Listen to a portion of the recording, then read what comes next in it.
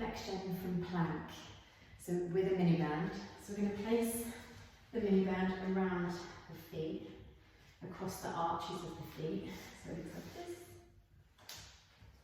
And come into a plank position on the toes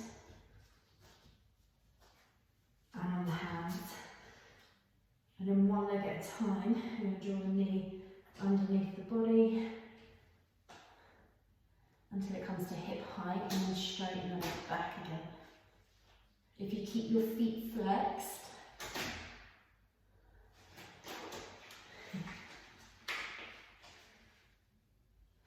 and not lift the leg too high when you come back, then the band should stay around your feet.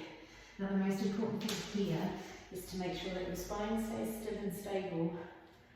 So the only movement comes from your leg moving, so this creates the hip flexion. Everything else should stay still. So you want to push down from the armpits to stabilise the shoulders and upper body.